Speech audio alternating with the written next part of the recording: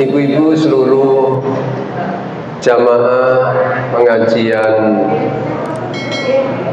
kajian umum muslimah Kota Kediri yang semoga Allah senantiasa memberikan limpahan nikmat dan karunia-Nya. Yuswa panjang, manfaat berkah, sehat lahir batin dan murah rezekinya. Puji syukur alhamdulillah, mari senantiasa kita panjatkan kehadirat Allah Subhanahu wa taala atas limpahan karunia-Nya. Salawat juga salam mudah-mudahan selalu tercurah kepada junjungan kita Nabi Muhammad sallallahu alaihi wasallam. Ibu-ibu yang saya hormati, di kesempatan pagi hari ini tanpa terasa kita sudah masuk tanggal 12. Tanggal berapa ini? Ya, 12 ya, 12 Muharram 1448 Hijriah. Tanpa terasa dan tanpa kita sadari, semakin kita bertambah umur kita, semakin dekat kepada sesuatu yang paling kita benci. Apa yang kita benci? Kematian. Iya. Jadi geding tapi harus disanding. Geding tapi pada akhirnya ketemu juga. Ya, ketemu juga. Jadi mau tidak mau, karena itu sebuah kepastian, kita harus bersiap-siap untuk menghadapi kematian. Ya. Jangan hiraukan persoalan-persoalan yang tidak penting, ya. Karena ingat ibu-ibu bahwa Allah itu ketika memutus satu rezeki akan Allah ganti dengan rezeki yang lebih baik. Dulu ibu-ibu kita ketika masih dalam kandungan, dalam perut ibu kita, rezeki kita itu cuma satu macam dan sumbernya juga cuma satu, yaitu plasenta. Dan yang kita makan itu jenisnya adalah darah, ya. Jadi kita dulu ibu-ibu semuanya ini pernah mengkonsumsi apa? Darah. Iya. Tapi ingat tidak rasanya darah seperti apa? Mboten guys. Nah ini asin gitu. Lek mimisen. Ya. Dulu ketika masih kecil kan sering mimisen, kadang-kadang ngalir ke mulut, ya terpaksa jadi tahu rasanya asin-asin. Ya, tapi begitu sama Allah diputus rezeki itu, Allah ganti dengan rezeki yang lebih baik. Apa itu rezeki yang lebih baik? ASI. Iya. Jadi setelah lahir, ya setelah lahir, dulu dalam perut kan konsumsinya apa? Darah, plasenta. Begitu lahir, kemudian rezekinya adalah ASI, air susu ibu, dan jalannya dari dua sumber. Nah, semula tadi cuma satu, kemudian diganti dengan yang lebih baik, lalu jalannya ada dua. Begitu nanti selesai, diputus sama Allah, ya, asinya itu artinya disapit. Ibu-ibu dulu minum asinya sampai umur berapa? 2 tahun ya. Saya sampai TK. Iya. Karena saya punya adik, jaraknya tidak terlalu jauh, dan dia mimik kok. Ya saya tidak rela kalau hanya dia mimik, saya ikut mimik. Ya. Jadi setelah asinya selesai disapih itu, maka Allah ganti dengan rezeki yang lain lagi. Rezekinya adalah 2 macam makanan dan 2 macam minuman. 2 macam makanan itu adalah hewani dan nabati. Dan 2 macam minuman itu adalah ya susu juga, ya susu hewan sama apa, air putih, sama air putih. Tapi kan dicampuri macam-macam, ada kopi, ada teh, ada macam-macam. Artinya mesti akan diganti yang lebih baik dan lebih banyak.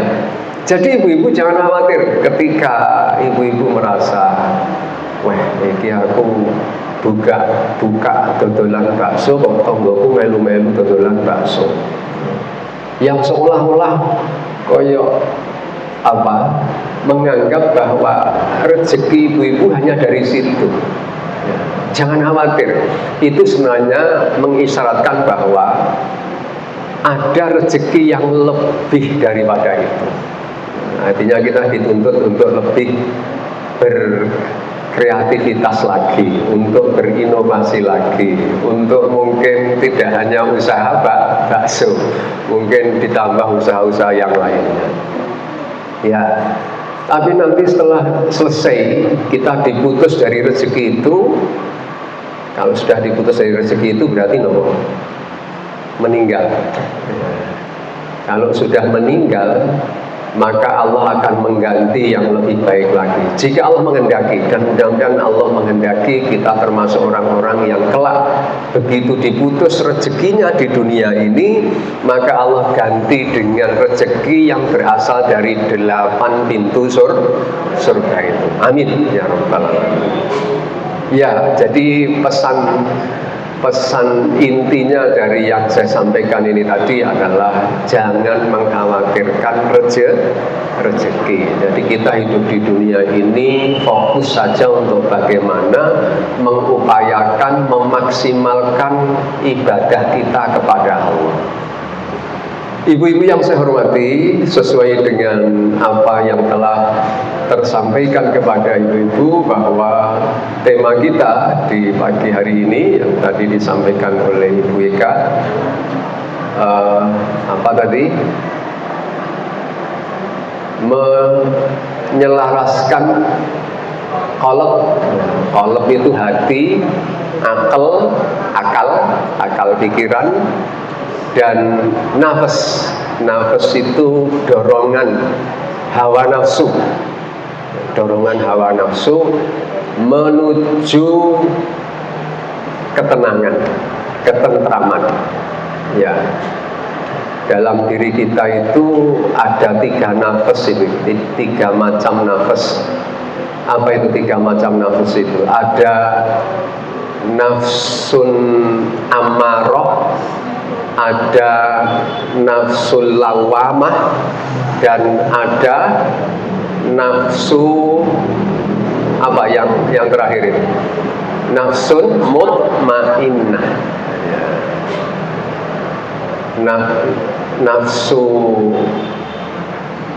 Nafsu ammarah itu ada di surah Yusuf ayat berapa itu ya, saya lupa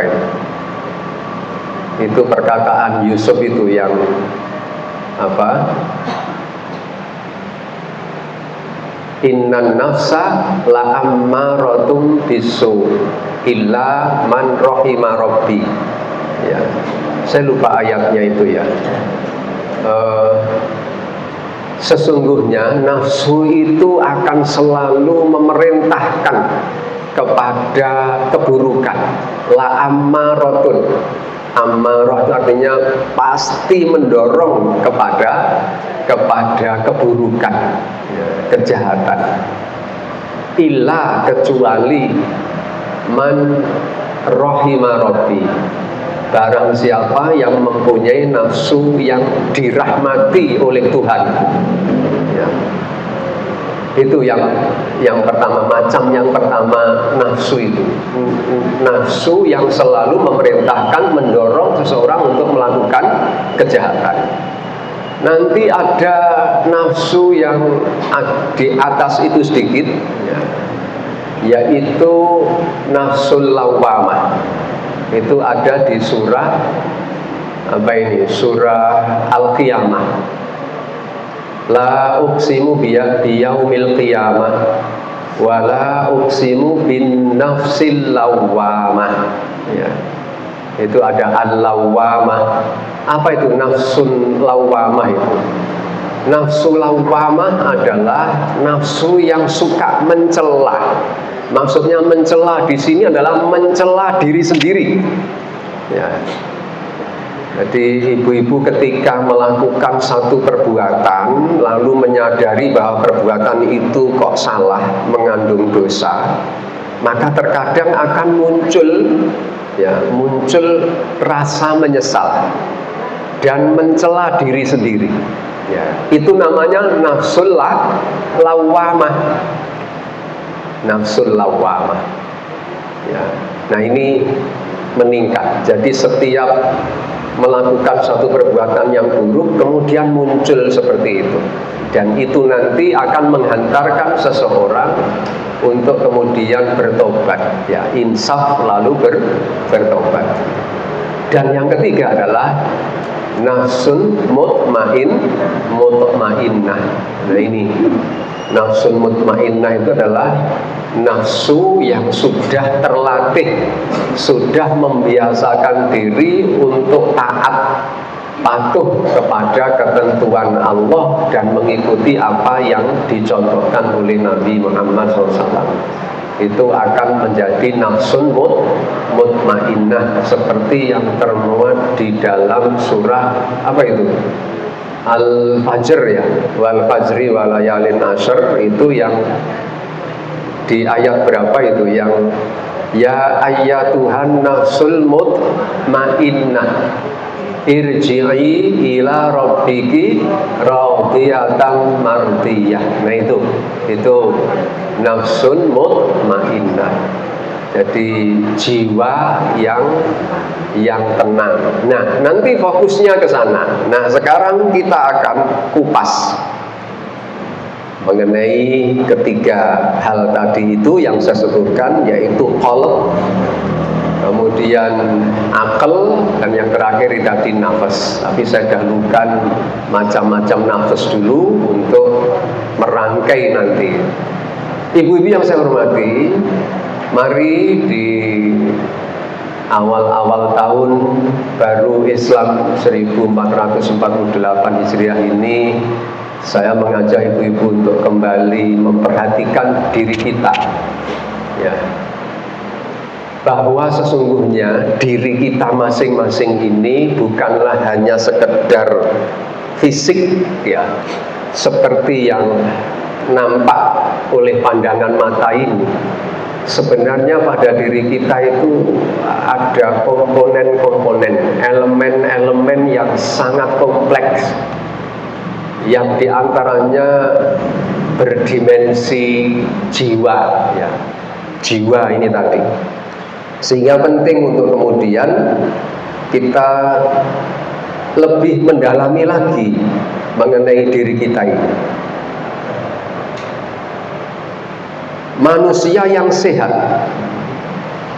dan selamat adalah manusia yang mampu menyelaraskan tiga elemen, yaitu qalb, ya, lalu akal, dan kemudian nafas tadi itu, ya, hati, akal, dan jiwa, yakni dorongan nafsu tadi itu.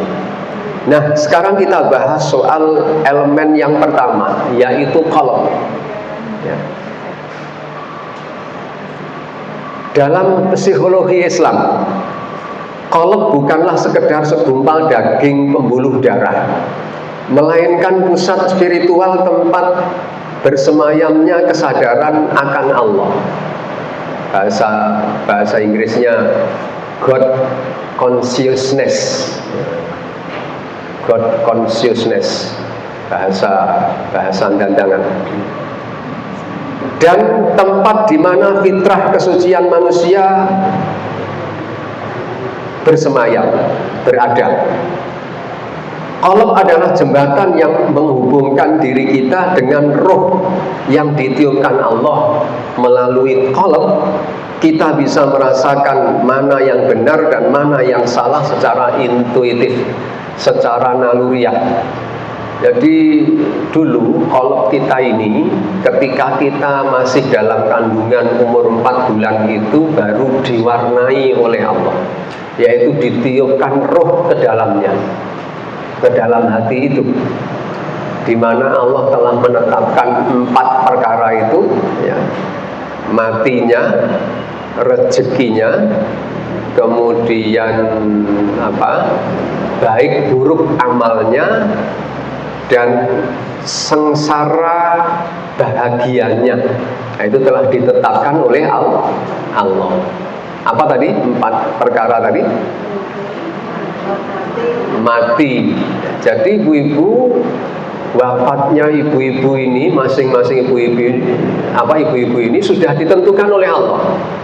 Kapan wafatnya, tahun berapa, usia berapa, itu sudah dicatat oleh Allah, dan itu pasti akan tiba saatnya. Ya, di mana, dalam keadaan seperti apa, nah itu sudah ditetapkan. Hanya tidak diberitahukan kepada ibu-ibu. Kalau diberitahukan malah berbahaya. Nah, bisa jadi nanti ada orang, karena itu sudah kecenderungan orang kalau sudah tahu kapan aku mati nih, nanti pasti sebelum mati bertobat, tapi jauh-jauh sebelum mati akan pecicilan nanti. Iya, akan melakukan perbuatan-perbuatan yang bisa jadi merusak dan lain sebagainya, karena sudah tahu aku matiku sesuk tahun ini kok. Engko ya lek wis dekat dengan kematiannya tak tobat. Ini akan membahayakan buat banyak orang. Ya. Jadi satu itu. Kemudian perkara yang kedua apa? Rezekinya juga sudah ditetapkan oleh Allah. Seberapa jumlahnya, sumbernya dari mana? Ya. Termasuk rezeki itu ya jodoh, keturunannya, ya anak cucunya seperti apa. Itu sudah ditetapkan semuanya.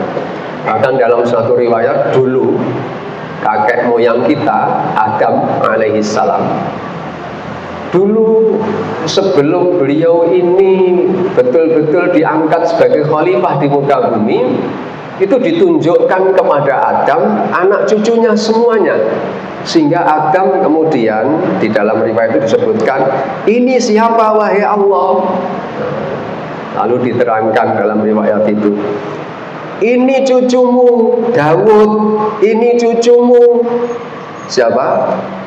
Musa, ini cucumu Muhammad, dan lain sebagainya. Nah, itu sudah diterangkan. Ya. Jadi kita ini juga demikian sebenarnya. Jadi anak cucu kita itu sudah ditetapkan. Untuk mantu, ya, dari mana, profesinya apa, ya, dan lain-lain, itu juga sudah semuanya. Hanya tidak diberitahukan kepada kita. Ya. Jadi rezeki itu sudah ditentukan. Kemudian baik buruk amal perbuatan kita juga sudah ditetapkan oleh Allah. Dan yang terakhir itu adalah sengsara dan bahagianya juga sudah ditetapkan.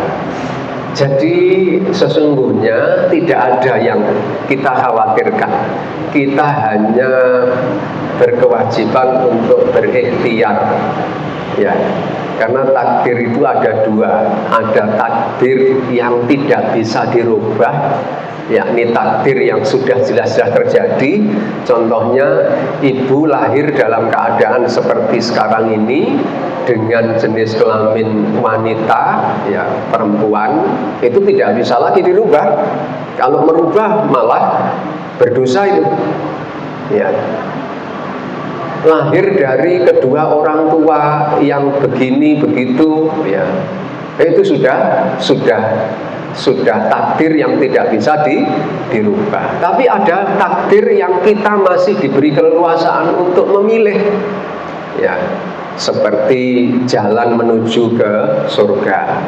Makanya surah Ali Imran berpesan kepada kita agar kita memilih jalan mati dalam keadaan Islam. Kan, ya ayyuhalladzina amanu taqullaha haqqa tuqatih wa la tamutunna illa wa antum muslimun itu. Hei orang-orang yang beriman, bertakwalah kamu kepada Allah dan janganlah kamu mati melainkan dalam keadaan memeluk agama Islam. Jadi podo-podo matine yang sudah ditentukan, pilihlah cara mati yang Islami. Begitu maksudnya. Jalan hidup kita ini juga begitu. Allah memberi keleluasaan. Sama-sama nyampainya kendandangan ya ke Masjid Al-Ikhlas dari rumah saya ini. Endi sing mbok pilih? Dalan lewat Semampir apa dalan lewat Mojoroto? Apa sih lewat Mojokono terus keliling yang Tulungagung? Lewat misalnya. Itu kan banyak jalan artinya. Jadi takdir itu ada takdir yang kita diberi keleluasaan untuk memilih. Ya. Jalan hidup kita menuju ke surga itu juga banyak pilihan. Mau pilih yang lewat mana saja. Lewat jalan sing terjal, apa jalan tol, apa sing toli didandani, nah misalnya. Tinggal pilih. Itu jadi ada dua takdir itu, ada dua takdir. Baik ibu-ibu yang saya hormati, kembali kepada ini tadi qalb ya. Qalb itu sudah ditiupkan semenjak kita umur 4 bulan di dalam kandungan itu, 4 perkara tadi itu, sehingga sesungguhnya begitu kita lahir dan beranjak remaja lalu dewasa itu di dalam qalb kita itu sudah ada alarm ya, alarm. Ketika kita akan melakukan hal-hal yang tidak baik, pasti saya yakin ya masing-masing kita itu punya alarm itu. Ojo mbok tindak ning kuwi bahaya. Itu sebenarnya ada. Hanya saja terkadang kita ini abai terhadap suara itu. Itu adalah suara hati yang sudah ditiupkan oleh Allah dulu ketika kita dalam kandungan itu. Al-Quran memberikan perhatian besar kepada hati. Hati bukan sekedar organ tubuh, tetapi pusat keimanan dan kesadaran manusia. Karena itu, keselamatan seorang manusia, seorang hamba itu sangat ditentukan oleh hati. Maka Allah berfirman di dalam surah Asy-Syu'ara ayat 88 dan 89. Yauma la yanfa'u malu wala banun illa man atallaha biqalbin salim. Yaitu pada hari ketika harta dan anak-anak tidak lagi berguna kecuali orang yang datang kepada Allah dengan hati yang bersih, dengan hati yang sehat ya. Qalbun salim itu artinya hati yang sehat, hati yang bersih, tidak dikotori oleh kotoran-kotoran seperti kesyirikan, kesombongan, iri dengki, ya, angkuh dan lain-lain, ya. Maka orang yang seperti itu kelak, ya, yang hatinya bersih seperti itu akan datang kepada Allah dalam keadaan baik-baik saja. Hati yang bersih adalah hati yang dipenuhi tauhid, ikhlas, cinta kepada Allah, takut kepadanya, dan tunduk kepada petunjuknya. Sebaliknya, hati yang sakit, hati yang kotor itu dipenuhi oleh kesombongan, kedengkian, kemunafikan, dan kecintaan berlebihan kepada dunia. Itu adalah hati yang kotor. Makanya dalam surah Asy-Syams, qad aflaha man zakkaha wa qad khaba man dassaha. Sungguh telah beruntung orang yang menjaga kebersihan hatinya, jiwanya, dan sungguh merugi orang yang mengotorinya. Jadi hati yang bersih itu adalah hati yang bagaimana tadi? Yang penuh dengan tauhid, ya, mengesahkan Allah, ikhlas, ya, cinta kepada Allah, takut kepadanya, dan tunduk patuh terhadap petunjuk-petunjuknya. Itu hati yang bersih. Artinya yang makna yang tadi seperti yang disebutkan dalam surah Asy-Syams itu. Qad aflaha man zakkaha. Zakka yuzaki itu artinya mensucikan. Mensucikan alias memurnikan dari kotoran-kotoran, ya. Kotoran-kotorannya disingkirkan. Zakah dari kata zakah, dari akar kata yang sama dengan zakat, ya. Makna zakat itu hakikatnya adalah proses pembersihan, ya. Zakat mal berarti membersihkan jiwa dengan harta, ya, dengan cara mengeluarkan harta. Ya, sedangkan hati yang kotor itu adalah hati yang dipenuhi oleh apa tadi? Kesombongan, kedengkian, kemunafikan, pokoknya sifat-sifat yang sama dengan itulah, ya. Kekufuran, kemusyrikan, kefasikan, ya. Hasud, ya. Suka mengadu domba dan lain sebagainya. Itu semuanya adalah kotoran-kotoran yang bisa mengotori hati kita, termasuk mencintai apa tadi? Dunia secara berlebihan, cinta dunia berlebihan. Maka dari itu, karena pentingnya hati, Rasulullah SAW bersabda, "Ala wa inna fil jasadi mudghah, idza salahal jasadu kullu, wa idza fasadal jasadu kullu, ala wa hiyal qalb." Ketahuilah, kata Rasul, dalam tubuh ada segumpal daging. Jika ia baik, baiklah seluruh tubuh. Jika ia rusak, rusaklah seluruh tubuh. Ketahuilah, itulah hati. Hadis diriwayatkan oleh Imam Al-Bukhari dan Imam Muslim.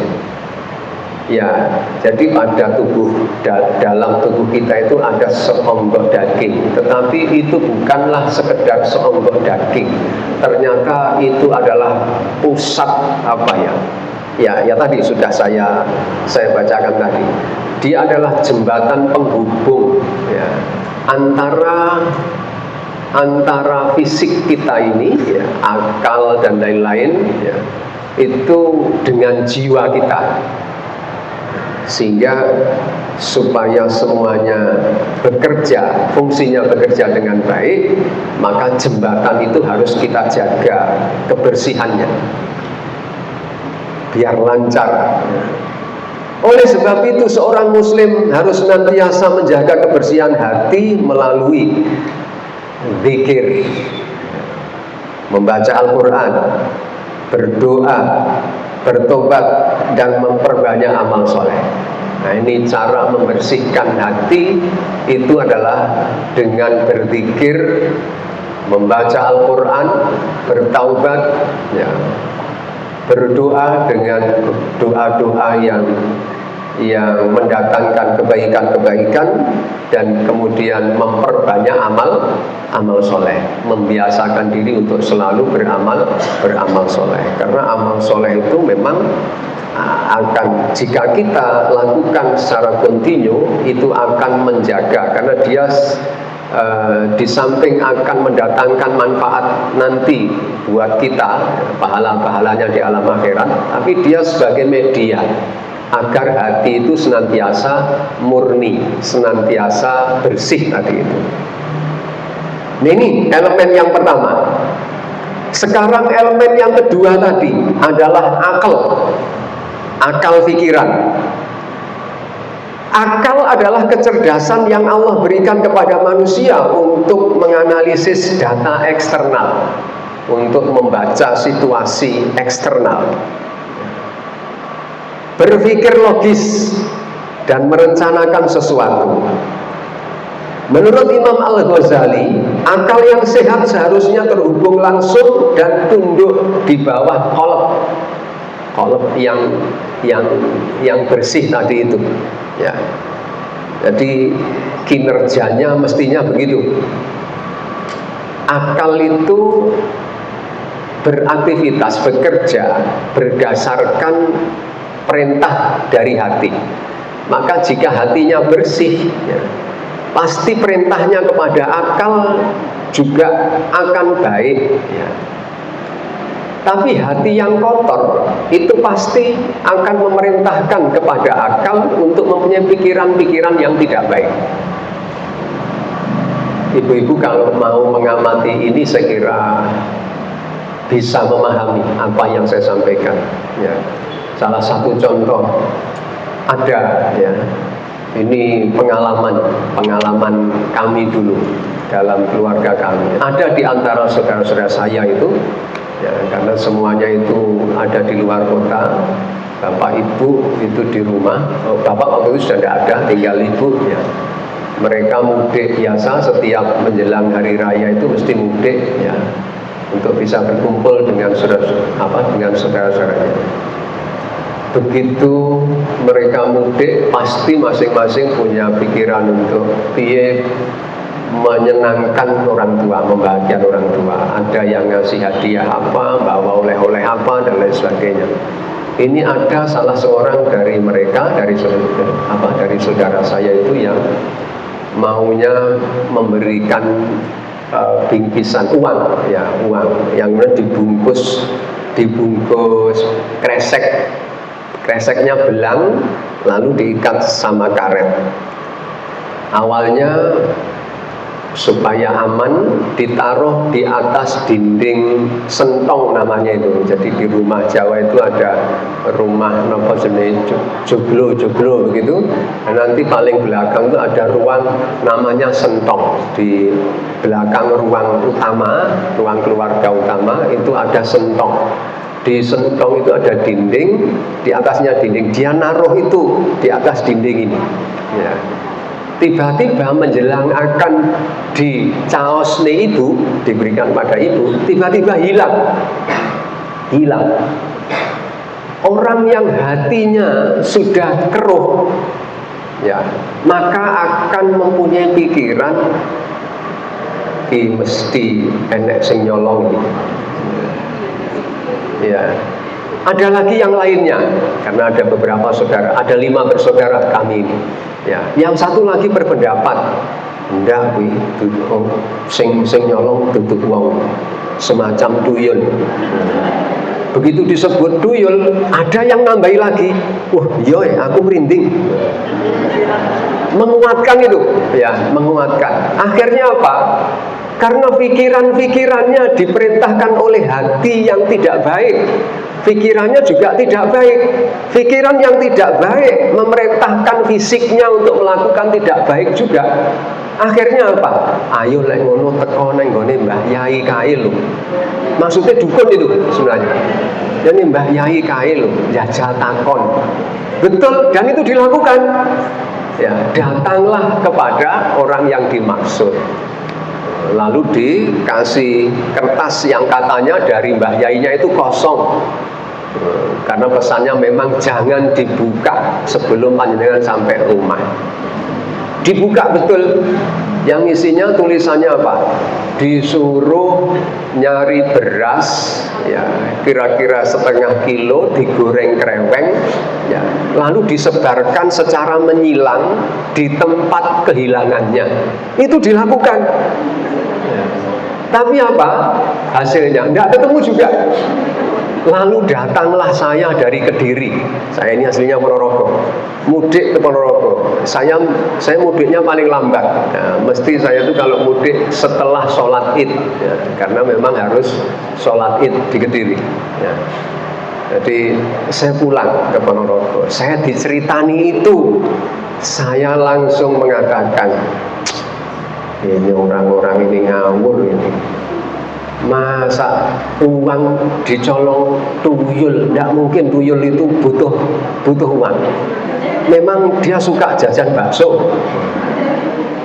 Tentu tidak. Saya langsung begini, ini pasti tikus ini. Mereka tidak percaya saya bilang begitu. Ya, tikus saya bilang. Oh, tidak mungkin. Uang bentuknya itu kira-kira itu selebar uang yang dilipat jadi dua, lalu dibungkus, kan tipis itu ya, tipis terus dikareti. Tidak mungkin tikus bisa membawa barang bentuknya seperti itu. Ketahuilah saudara-saudaraku bahwa tikus itu makhluk yang sudah terbiasa hidup di daerah seperti itu. Cerdas dia. Bagaimana membawa barang seperti itu? Cerdas dia. Makanya di dalam uji coba keilmuan apa itu selalu menggunakan tikus itu karena cerdas dia. Waktu itu diskusinya itu sudah mendekati waktu maghrib. Ya, padahal saya sebenarnya menggebu-gebu. Ya, menggebu-gebu. Ayo lek gak percaya saiki tak golekane. Ojo dik sesuk-esuk. Sebenarnya saya tidak sabaran karena saya saking mangkelnya kok saudara-saudaraku yang notabene adalah pendidikannya basicnya agama semuanya, tamatan pesantren semua. Ya. Nah, kok pikirannya ke situ? Gitu. Betul, akhirnya saya harus menahan diri menunggu keesokan harinya. Pagi-pagi setelah sholat subuh menunggu agak padam. Ya. Ayo, bawa tangga, naik tangga lewat belakang rumah, manjat. Ayo, yang mas yang kehilangan di belakang saya. Naik ke tangga, lalu saya buka genteng. Ya, buka genteng untuk untuk pijakan kaki supaya tidak mecah nih genteng. Saya buka 1, 2, 3, keempat itu ada sarangnya tikus. Sarangnya tikus itu ada bulu ayam, ada daun bambu, ada daun-daun macam-macam, gombal dan lain sebagainya. Ya, terus ada juga itu tadi kresek. Saya ambil apa ini? Astagfirullah, nangis dia, turun. Ya, turun. Kemudian memberitahukan kepada yang lainnya. Astagfirullah, ya Allah, saya bertobat, macam rame di bawah. Ya, saya bawa turun, coba dibuka utuh. Ya. Artinya apa? Ya tadi semuanya kembali kepada hati. Kalau hatinya bersih, maka akan memerintahkan kepada otak untuk berpikir positif. Otak yang berpikiran positif akan memerintahkan fisik untuk melakukan kebaikan. Tapi sebaliknya, jika hatinya kotor, itu pikirannya akan kotor pula. Pikiran kotor akan memerintahkan fisik kita untuk melakukan hal-hal yang tidak benar. Ya. Dodolan rapayu-payu, pikirannya apa? Iki paling enak wong nyebar iki. Nyebar apa? Uyah apa nyebar tanahnya kuburan itu. Iya, tanahnya kuburan. Ben wong-wong lewat bodoh ngantuk kabeh. Ben ngira tokone tutup. Angger lewat. Karena pernah ada orang yang mengadukan seperti itu, ibu-ibu. Ya, maaf, istri saya itu di rumah buka kebutuhan pokok itu. Ya, ada yang tiba-tiba datang bilang ke istri saya, Bu, kalau wingi kula badhe tumbas teng ngene jenengan kok tutup. Padahal tidak tutup. Ya, padahal tidak tutup. Maka saya katakan kepada istri saya, mungkin dia lupa, mungkin tidak kemarin Bu, mungkin kapan hari yang kita keluar itu loh, memang betul-betul tutup itu. Ya, jadi maksud saya jangan ada pikiran-pikiran yang tidak.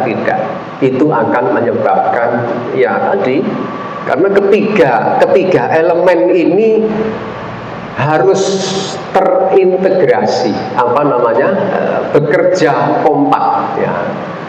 Jadi salah satu saja melakukan hal tidak baik itu sangat berpengaruh kepada yang lainnya. Baik, Sebenarnya banyak ibu-ibu contoh-contoh yang tidak usah ngambil contoh dari orang-orang yang lain. Apa yang saya alami itu banyak yang seperti itu. Ya. Sehingga kemudian kesimpulannya bahwa memang hati itu sangat penting. Ya, elemen yang kedua ini adalah akal pikiran tadi itu, dan akal pikiran haruslah tunduk di bawah komandonya, di bawah arahannya qalb, hati.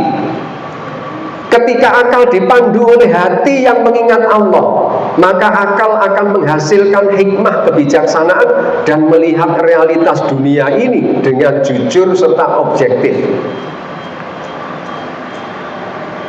Ya, ini masih melanjutkan sedikit yang tadi.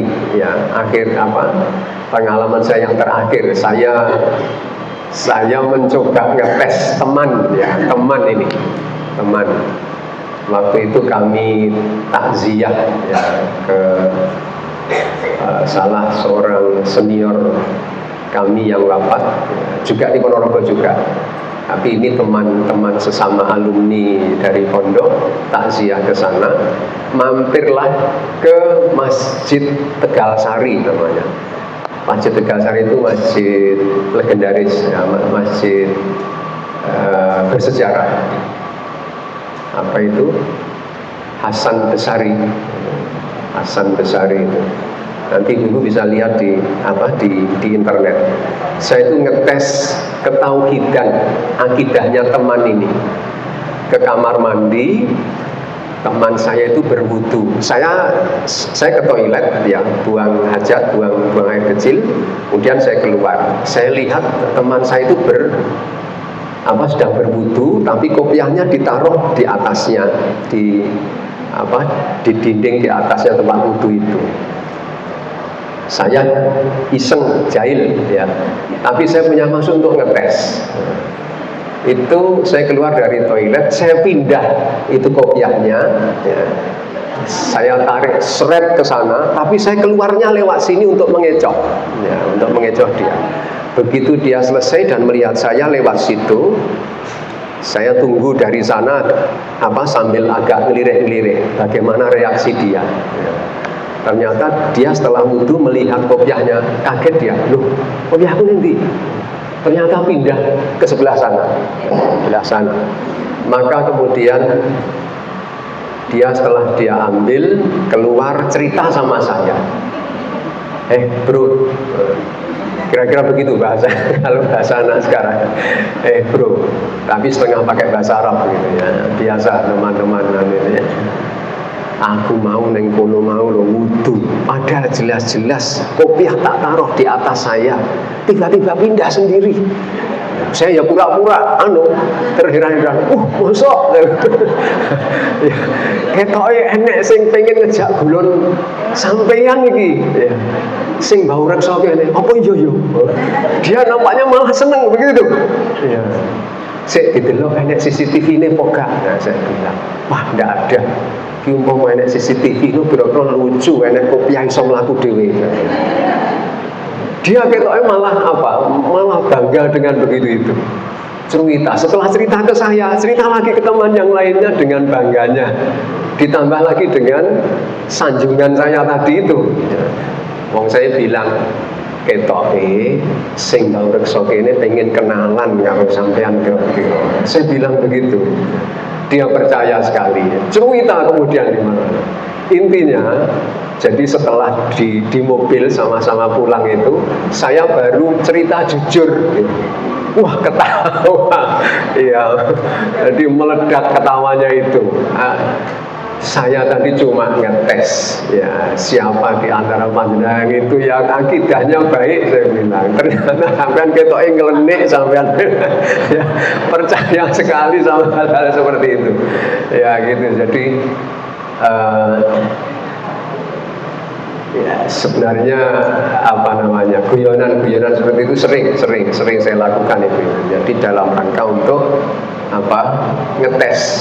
ngetes akidah kita. Baik, kembali kepada ini tadi, sampai kepada elemen yang kedua, ibu-ibu, yaitu akal.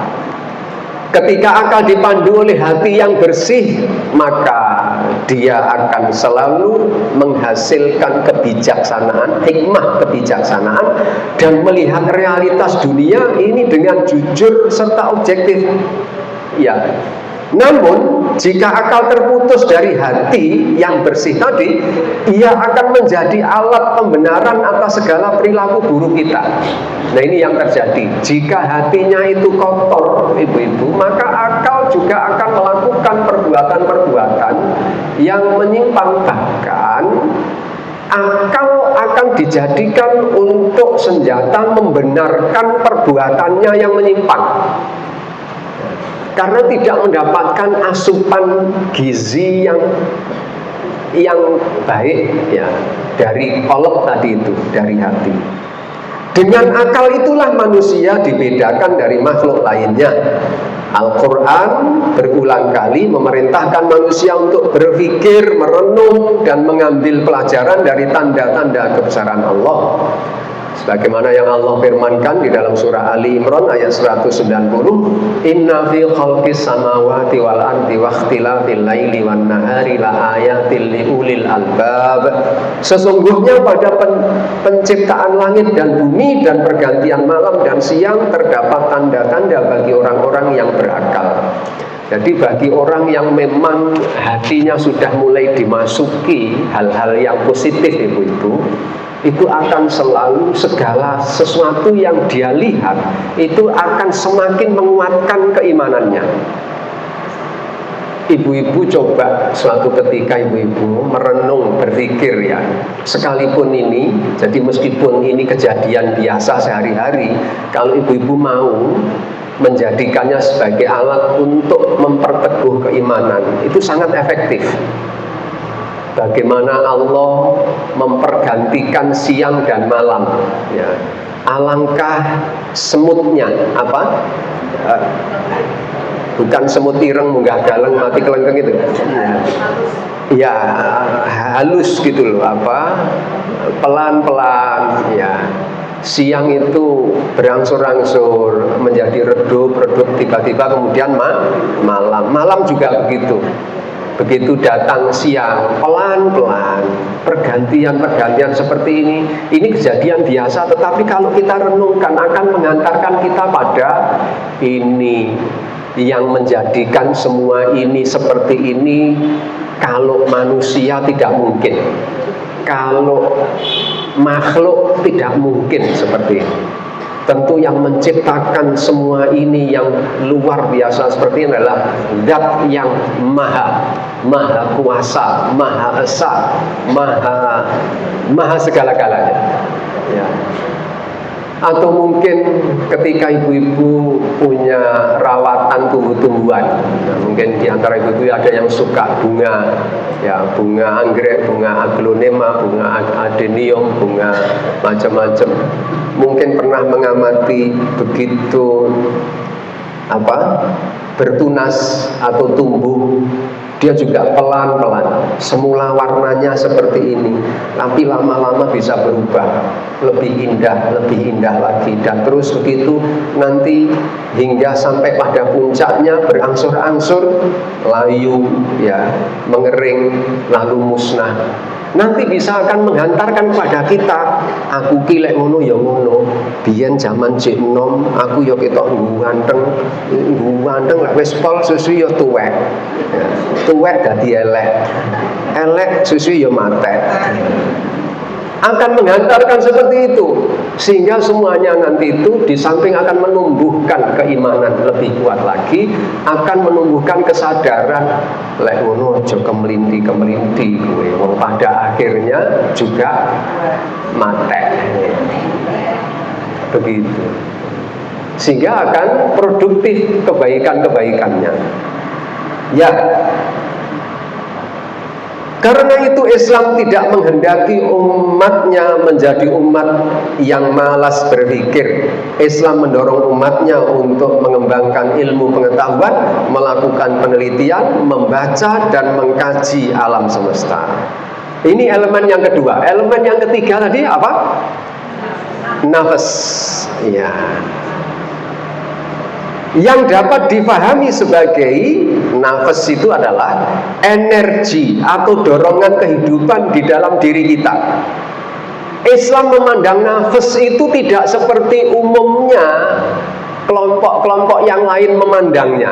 Kalau umat yang lain, umat agama, misalnya, maaf, saya dulu pernah berteman dengan seorang yang beragama Hindu, tapi orangnya dari Belanda. Lupa saya namanya itu. Orangnya baik, ibu-ibu, baik sekali. Siapa ya namanya, saya lupa. Dia tinggal di Indonesia itu sebagai yang menggalang dana sosial yang diperoleh dari TKI yang ada di Hong Kong, untuk disalurkan ke lembaga-lembaga sosial termasuk panti asuhan. Nah, saya berteman kira-kira sekitar 2 bulan ya, karena saya dijadikan sebagai salah satu mitra yang turut membantu menyalurkan dana tersebut. Ternyata agamanya adalah Hindu. Dia setiap kali saya ajak makan ya, kan makanannya mesti ada daging. Tidak mau makan daging dia. Tidak mau makan daging. Ketika saya tanya, mengapa kamu kok tidak makan daging? Dia mengatakan bahwa saya khawatir bahwa sifat daging itu, sifat binatang yang dagingnya dimakan itu akan berpengaruh pada diri kita, pada nafsu. Kepercayaan mereka begitu. Tapi kita tidak, Islam tidak demikian. Islam tidak demikian. Kalau agama yang lain cenderung ekstrim, menyuruh untuk mematikan nafsu. Ya. Dalam Islam, dorongan biologis seperti makan, minum, dan syahwat adalah bagian penting untuk bertahan hidup di dunia. Asalkan dikendalikan dengan baik, asalkan agama menjadi pengendalinya. Ingat ibu-ibu, Allah Subhanahu wa Ta'ala menciptakan namanya malaikat, dan semula yang diciptakan adalah jin, kemudian malaikat, kemudian manusia. Urut-urutannya begitu. Ya. Jadi bukan manusia dulu. Dulu itu penghuni surga itu adalah jin dan malaikat. Bahkan jin sebagai takmirnya surga. Ya. Ketika Allah hendak menciptakan Adam alaihissalam, itu kan disampaikan kepada mereka, jin itu yang paling tidak suka. Wah, ini pertanda ancaman bagiku ini. Engkau jabatanku digeser oleh manusia. Itu sudah mulai merasa si jin ini. Maka timbullah rasa sombongnya itu. Karena kekhawatiran yang berlebihan itu. Ya, jadi ketika Allah menciptakan manusia yang terdiri dari 2 unsur itu, 2 unsur itu adalah unsur fisik dan rohaninya, dan non fisiknya itu, sehingga mempunyai 2 kemampuan, mempunyai 2 potensi, yakni potensi melakukan ketaatan dan potensi melakukan kedurhakaan. Itu dalam surah Asy-Syams juga, fa'alhamaha fujuraha wa taqwaha. Allah mengilhamkan kepada manusia itu fujuraha, bisa melakukan kejahatan, wa taqwaha, dan bisa melakukan ketakwaan. Sedangkan malaikat itu hanya bisa melakukan kebaikan saja, ketaatan saja. Dia tidak bisa durhaka dia. Sedangkan setan itu anak turunnya jin tadi. Ya, iblis juga begitu, kelompok lain daripada jin. Jin itu turunannya macam-macam, sebagaimana sebenarnya manusia juga turunannya macam-macam. Ada musyrik, ada munafik, ada fasik. Itu adalah kelompok-kelompok turunan dari manusia itu. Di jin juga ada sebenarnya. Dalam surah Al-Jin itu kan begitu. wa anna minnas solihuna wa minna duna dalik, atau yang lainnya wa anna minnal muslimuna wa minnal qasitun. Itu pernyataan jin. Sesungguhnya di antara kami itu ada yang soleh dan ada yang tidak soleh. Sesungguhnya di antara kami itu ada yang muslim dan ada yang tidak muslim. Itu pernyataan jin. Ya. Jadi ketika Allah memaklumatkan bahwa Allah akan mengangkat manusia sebagai khalifah, itu lantaran manusia itu mempunyai dua kecenderungan ini, kecenderungan kepada kebaikan dan kecenderungan kepada tidak baik. Apakah kecenderungan kecenderungan kepada yang tidak baik itu tidak bermanfaat buat manusia? Bermanfaat. Ini yang dimaksud dengan dorongan hawa nafsu itu. Apakah dorongan hawa nafsu harus dibunuh? Jangan. Kalau dibunuh, karena ini sudah sifat melekat pada diri manusia, maka berarti kalau ini dihilangkan, kita juga menjadi hilang sifat manusianya. Kita tidak jadi menjadi manusia jadinya. Berarti makhluk apa itu? Kalau bukan manusia. Ini sudah melekat pada diri kita, sehingga hawa nafsu itu harus tetap ada, hanya dikendalikan. Karena kalau ditiadakan sama sekali, tidak punya keinginan apa-apa, akhirnya tidak punya kemauan apa-apa, gedung masjid ini tidak akan terbangun.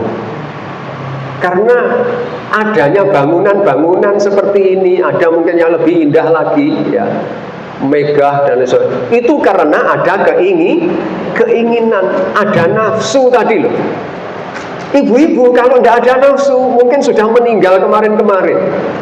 Angger kon maem megah, orang butuh maem aku. Karena tidak ada nafsu, tidak ada keinginan. Jadi ini harus kita paham. Yang terpenting adalah mengendalikannya itu. Kita kendalikan sesuai dengan tuntunan agama. Di zaman sekarang, ketika godaan begitu mudah diakses, kemaksiatan dipromosikan secara terbuka, dan hawa nafsu sering dijadikan pedoman hidup, maka ayat tadi yang telah saya bacakan tadi menjadi peringatan yang sangat penting. Seorang muslim harus mampu mengendalikan hawa nafsunya agar tetap berada dalam koridor syariat Allah. Di dalam Al-Quran, surah An-Nazi'at ayat 40 hingga 41, fa'amma man khafa maqama rabbihi, wa amma ya, bukan fa ya. Wa amma man khafa maqama rabbihi wa nahan nafsa 'anil hawa fa innal jannata hiyal ma'wa. Adapun orang yang takut kepada kebesaran Tuhannya dan menahan diri dari keinginan hawa nafsunya, maka sungguh surgalah tempat tinggalnya. Nah ini kan kita melalui kolab kemudian pikiran tadi itu, akal pikiran kan bisa membedakan ini keinginan yang mendatangkan keuntungan bagi saya atau ini keinginan yang justru mendatangkan kerugian bagi saya. Pasti akan bisa membedakan, sehingga maka akan bisa menjatuhkan pilihan kepada yang menguntungkan. Oh, ini keinginan yang apabila aku turuti menguntungkan, lakukan itu. Oh, ini keinginan yang justru menyengsarakan, ya, mencelakakan, menyesatkan. Wah, ini tidak perlu. Ini namanya mengendalikan ini. Maka barang siapa yang bisa melakukan seperti ini, fa innal jannata hiyal ma'wa, maka surgalah tempat tinggalnya. Jika hati bersih, akal tercerahkan, dan jiwa terkendali, maka akan lahir pribadi yang jujur, amanah, adil, disiplin, serta memiliki kepedulian sosial yang tinggi. Jadi kalau hatinya bersih, akalnya juga bergerak di bawah arahan hati yang bersih tadi itu, maka amal perbuatannya otomatis, ya, akan lahirlah disiplin, alias hilanglah penyakit-penyakit seperti kudis. Kudis itu kurang disiplin, ya. Hilanglah kurap itu kurang rapi, disingkat jadi kurap, penyakit kurap. Dan penyakit kutil itu kurang teliti, kutil, dan lain-lain. Intinya bahwa adik kalau hatinya bersih itu akal itu loh akan beraktivitas benar, ya. Dan akal yang aktivitasnya positif akan memerintahkan fisiknya untuk melakukan sesuatu yang bermanfaat, selalu bermanfaat.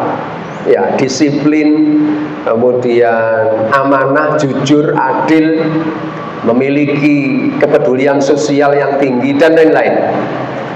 Dan inilah sesungguhnya cita-cita mukmin yang menjadi idaman Islam. Sebaliknya, ketika hati keras, akalnya tidak digunakan untuk memahami petunjuk Allah, dan hawa nafsu menjadi penguasa kehidupan, ya, jadi si pemerintahnya itu adalah hawa nafsu yang mendominasi pada diri kita, ini adalah hawa nafsu, maka lahirlah berbagai kerusakan, baik dalam kehidupan pribadi, keluarga, masyarakat, bangsa, dan negara. Ya, jika penguasa pribadi itu adalah hawa nafsunya.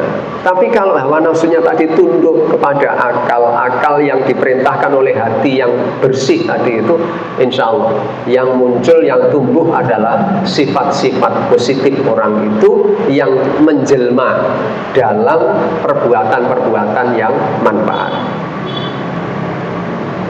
Kemudian sekarang selesai soal itu, penjelasan tentang mekanisme kerjanya ketiga elemen itu.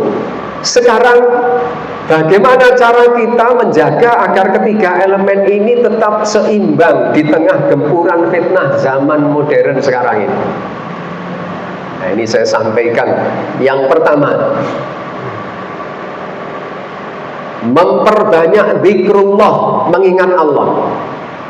Hati hanya akan hidup dan terbuka jika disiram dengan zikir dan ibadah. Ibadah yang konsisten akan memurnikan hati kita. Jadi ibu-ibu ini memang butuh latihan, ibu-ibu. Kami punya grup, ya, grupnya ini dipimpin oleh seorang profesor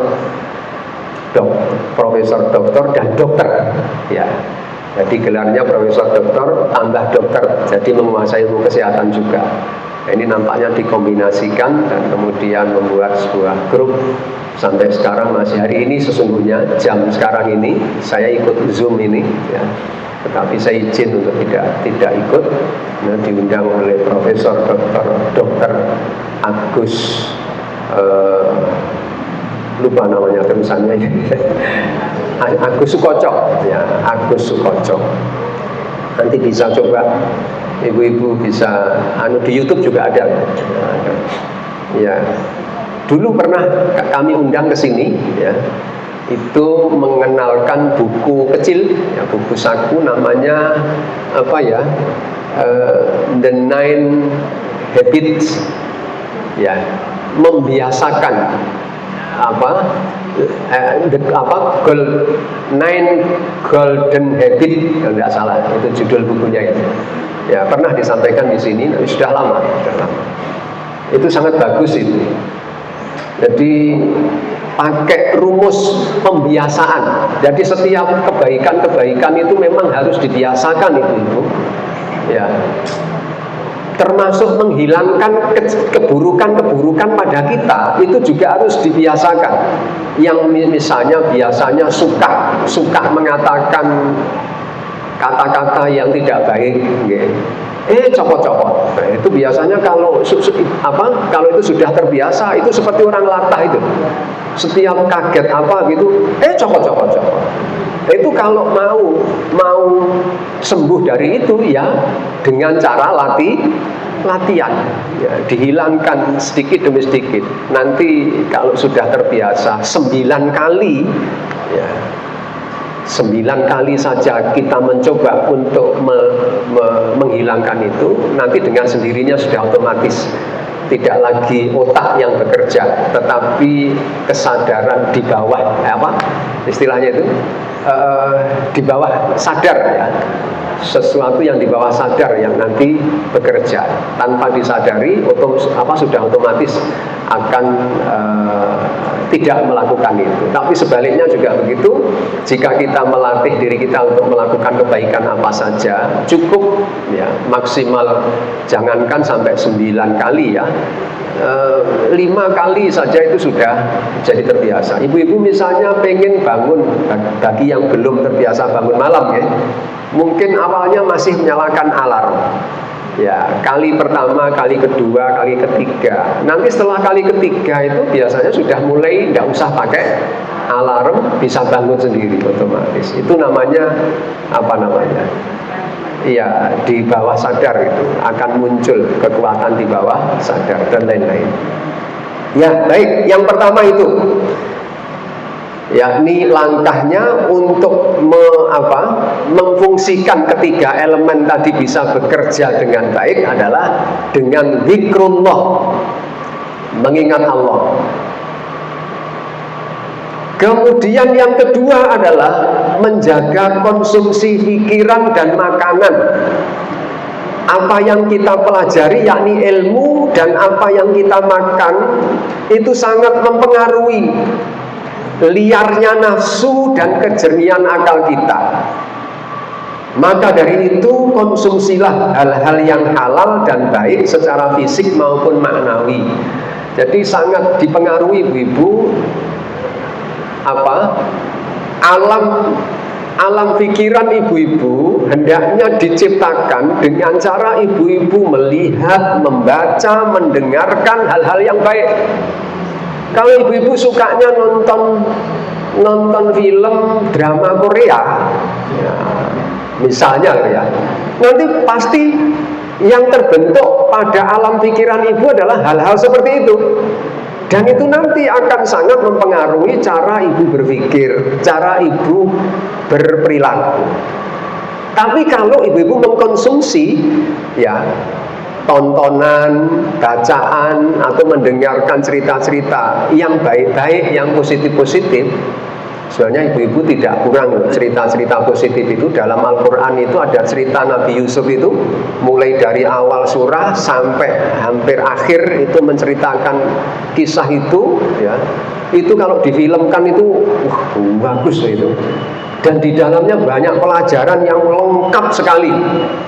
Bagaimana hidup pribadi, hidup keluarga, lengkap itu Nabi Yusuf itu.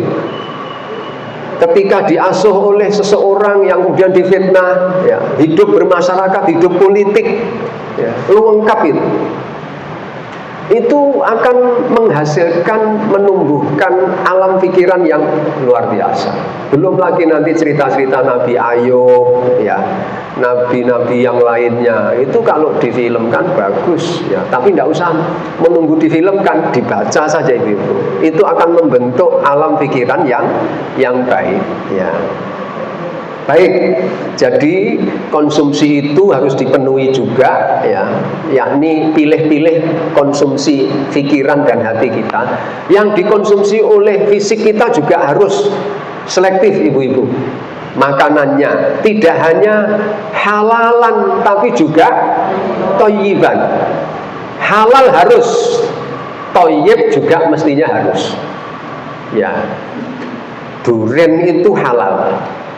Ya, tapi kalau kebanyakan jadi tidak thayyib, ya, karena berbahaya, ya, bisa membahayakan. Apa-apa lek kokean nggih membahayakan. Semula halal, Dan memang halal, meskipun banyak juga halal, tetapi menjadi tidak thayyib. Semula thayyib, tapi lama-lama jadi tidak thayyib. Bagi satu ibu mungkin mengkonsumsi satu makanan thayyib, tetapi bagi ibu yang lain yang mungkin punya sakit apa, jadi tidak thayyib. Meskipun sama-sama halal. Ya, itu juga harus selektif. Ini yang kedua, langkah yang kedua. Langkah yang ketiga, melatih diri, atau dalam istilah bahasa Arabnya riyadhah, berlatihan, membiasakan diri, melatih nafsu agar terbiasa patuh pada aturan syariat. Jangan manjakan nafsu amarah kita, melainkan didiklah ia agar bisa naik kelas, naik tingkatan, setidaknya menjadi apa tadi? Tingkat kedua tadi, nafsul lawamah, yakni yang selalu ketika setelah melakukan suatu kesalahan menyesali. Astagfirullah, aku mangkok nesu-nesunya anakku toh. Nah, itu nanti akan mengantarkan naik kelas lagi. Naik kelasnya kepada nafsun mutmainnah. Kan setelah menyesal kemudian nanti akan terdorong untuk melakukan pertaubatan dan memperbaiki diri. Ya. Maka dari itu, ibu-ibu yang saya hormati, dalam rangka mengintegrasikan memfungsikan ya, ketiga elemen tadi itu, sekali lagi ini butuh latihan. Fahami betul ibu-ibu komponen-komponen yang ada pada diri kita ini, dan langkah-langkah 1, 2, berapa tadi? 3 ya ini tadi ya. Ya, termasuk latihan ini tadi, lakukanlah agar insya Allah dengan begitu ketiga elemen tadi bisa bekerja dengan baik. Yang keempatnya adalah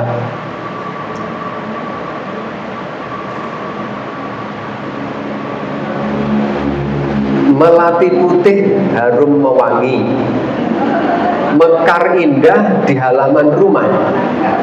Selamat datang para muslimah yang dirahmati, semoga kajian membawa berkah. Yang keempat pantun ternyata.